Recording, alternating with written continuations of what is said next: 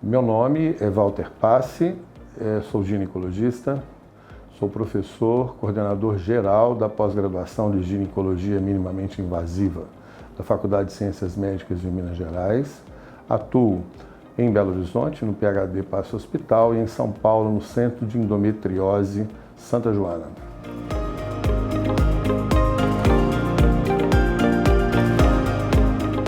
Mito.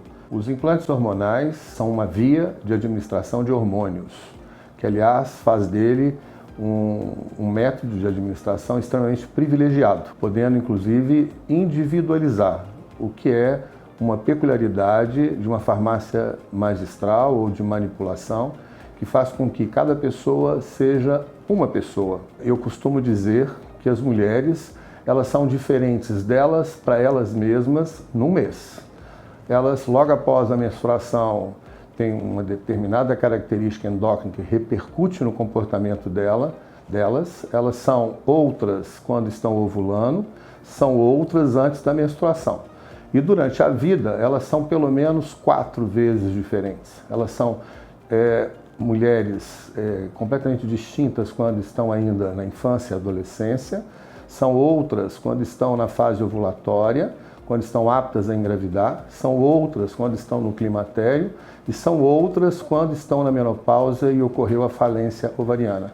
E podem ainda serem outras quando estão grávidas.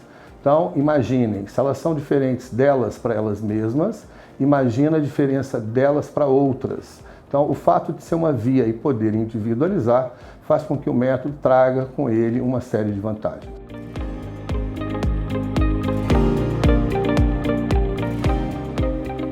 Mito. Os implantes hormonais, como eu acabei de dizer, são uma via de administração de hormônios. Hormônios têm características distintas, dependendo da substância que vai ser empregada.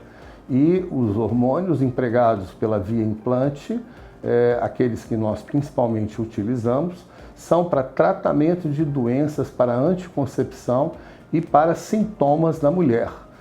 São hormônios que, dependendo da sua característica, exemplo, hormônios que têm viés de ação de hormônio masculino se comportam completamente diferente daqueles que têm um viés ao contrário, hipoandrogênico, né? Cada um deles vai se repercutir no corpo da mulher de uma maneira diferente. Então nós não podemos generalizar, temos que colocar cada um da maneira como eles são em termos de suas ações.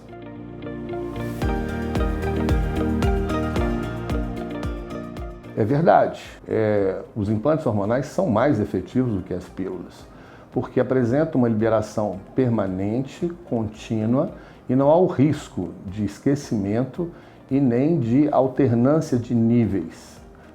Uma mulher, quando usa pílula, eventualmente, e não é raro, elas esquecem de tomar a pílula, fazem com que esse tipo de situação prejudique a eficácia dessas pílulas. Os implantes, porque liberam continuamente, independente de qualquer situação digestiva, independente de qualquer esquecimento, nos trazem um índice de efetividade melhor do que as pílulas.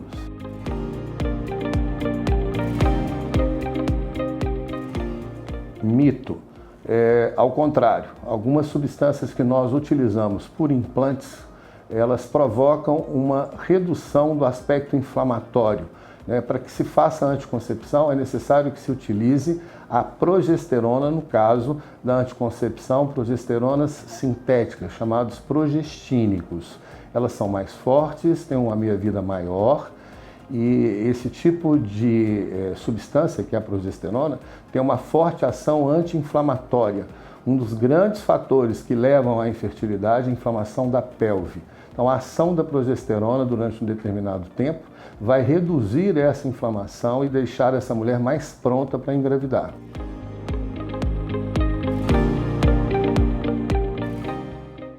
Mito, né? Os implantes hormonais não provocam câncer. É importante que se entenda, né, que os hormônios empregados, também pela via implante hormonal, são hormônios chamados bioidênticos e nós os utilizamos em níveis muito inferiores do que as mulheres quando estão no período de menarquia, isso é, no período reprodutivo. e por serem bioidênticos e não empregarem a progesterona, que é o principal dos hormônios a desenvolver o câncer de mama, eles são protetores, como uma série de trabalhos nos mostraram, que quando não empregado a progesterona, os hormônios, em vez de provocarem o câncer, podem reduzir os cânceres de mama. Existe também a possibilidade de utilizar progestínicos, que têm ação nos receptores de progesterona e de estrogênio, conferindo uma maior proteção a essa mulher, como, por exemplo, a gestrinona, quando associada nessa reposição hormonal.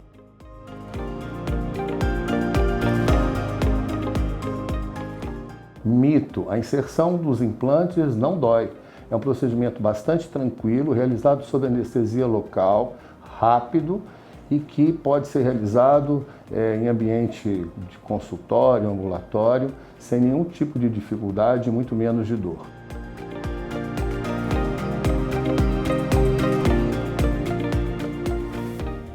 Verdade, os implantes hormonais, lembrando mais uma vez, dependendo da substância utilizada neste implante, podem melhorar a questão da formação de ossos.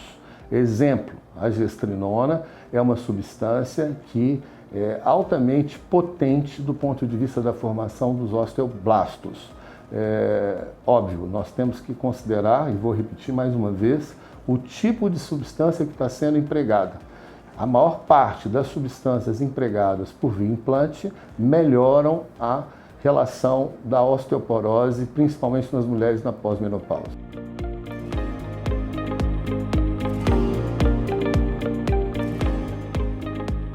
Verdade, os implantes não devem ser utilizados com esta única finalidade, inclusive porque não foi para isso que foram criados.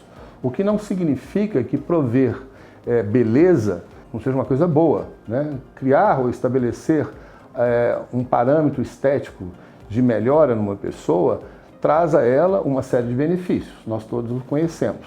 Mas esses implantes que nós utilizamos, nós não devemos de forma nenhuma falar sobre implantes com esta finalidade.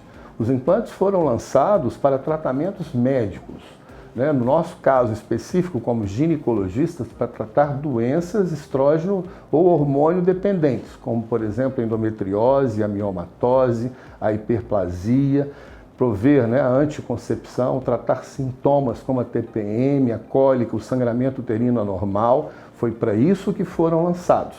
Mas, como alguns dos hormônios utilizados via implante levam a uma ação que melhora, em certas situações clínicas, a melhora do perfil androgênico, desde que uma pessoa tenha um perfil de conjunto que seja beneficiado por esse tipo de hormônio, ele pode efetivamente trazer algum tipo de benefício estético.